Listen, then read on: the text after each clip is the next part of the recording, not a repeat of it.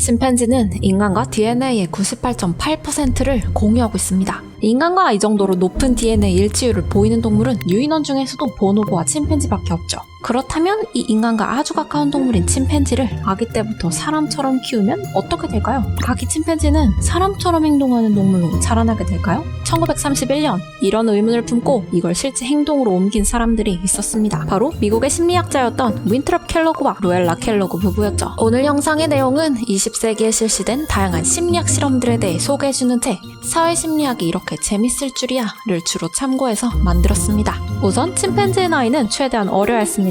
아주 어렸을 때부터 인간의 행동 패턴을 효과적으로 흡수시키기 위해서였죠. 이를 위해 부부는 구아라는 이름의 7개월 반 된 암컷 아기 침팬지를 구해 집으로 데려옵니다. 또 인간으로서의 발달을 위해 또래의 인간 아이와 같이 노는 기회가 제공되어야 했는데 다행히도 이들 부부에게는 생후 10개월 된 아들 도널드가 있었죠. 실험 기간은 총 5년으로 정해졌죠. 이렇게 침팬지 여동생 구아와 인간 오빠는 한 집에서 살게 됐습니다. 이들의 하루 일과는 보통 이랬습니다. 아침 6시에서 7시 사이에 일어나 30분쯤 후에 가족 모두 배부르게 아침 식사를 합니다. 오후에는 또래 아기들처럼 낮잠을 잤죠. 낮잠 시간 후에는 산책과 놀이 시간이 이어졌습니다. 이때 이 아기 침팬지는 그 나이 때 인간 아이와 똑같이 시내에 나갈 때는 유모차를 탔습니다. 또 식사 시간에는 아기가 먹는 젖병으로 젖을 먹었죠. 저녁이 되면 목욕을 한 뒤에 잠자리에 들었습니다. 얼마 지나지 않아 구아는 유아용 의자에 앉아 숟가락으로 이유식을 떠먹거나 신발을 신을 수 있게 됐습니다. 심지어는 여러 면에서 인간 오빠인 도널드보다 우월함을 보이기 시작했죠. 문을 여는 것도 뒷걸음질을 치는 것도 컵으로 물을 마시는 것도 도널드보다 더 나았습니다. 어쨌든 전반적으로 아기 침팬지 구아는 인간 오빠 도널드보다 신체적으로 더 뛰어난 발달 능력을 보여주고 있었죠.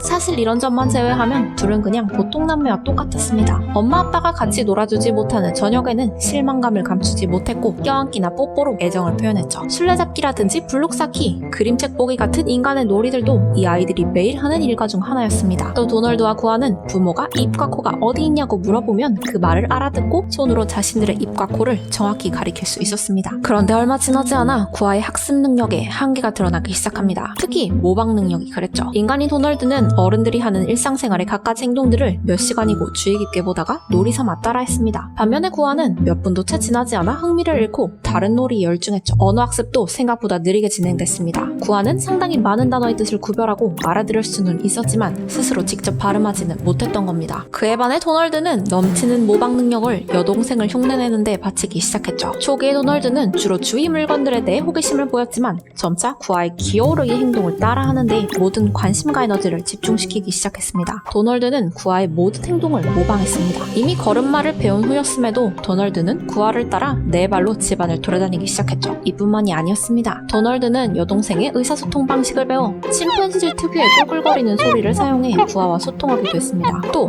벽을 긁거나 신발을 물어뜯으며 장난감을 옮길 때 손 대신 입을 사용하는 횟수가 점점 늘어나기도 했습니다. 인간의 아이가 놀라운 모방 의욕으로 약간 서툰 침팬지 아기로 변해가고 있었던 거죠. 결국 15개월 된 도널드는 침팬지가 하듯이 가끔씩 엄마 아빠의 어깨를 강하게 깨물기 시작했고 부부의 불안감과 회의감은 극에 달했습니다. 그리고 부부는 실험 시작 9개월 만에 마침내 실험을 중단하기에 이르죠. 이후 침팬지 구아는 얼마간의 적응 기간을 거쳐 다시 원래 부모의 품으로 돌아갔습니다. 그리고 1년 후 3살의 나이에 폐렴으로 사망하죠. 이 살짝쿵 충격적인 실험을 통해 우리는 침팬지에게는 없고 인간에게는 있는 결정적인 차이점 하나를 알 수 있습니다. 바로 인간의 모방 행동이죠. 만약 여러분이 신생아 앞에서 혀를 내민다면 그 신생아도 여러분을 따라 혀를 내밀 겁니다. 심지어 몸을 제대로 가누지도 못하는 상태인데도 말이죠. 그리고 이러한 모방은 평생 동안 인간의 중요한 학습 방법으로 이용됩니다. 사실 모방 행동은 인간만이 할 수 있는 건 아닙니다. 그러나 침팬지나 원숭이의 모방 능력은 인간에 비해 초보적입니다. 인간만큼 타인을 모방하려고 하는 강한 의욕을 보이지도 않고요. 실제로 많은 학자들은 이렇게 인간만이 가지고 있는 뛰어난 모방 능력을 인류가 눈부신 문명을 이룩하고 지구를 지배하는 종이 될 수 있었던 몇 가지 이유 중 하나로 보기도 합니다. 많은 사람들이 모방을 안 좋은 것으로 생각하지만 사실 우리 인간은 의식적이든 무의식적이든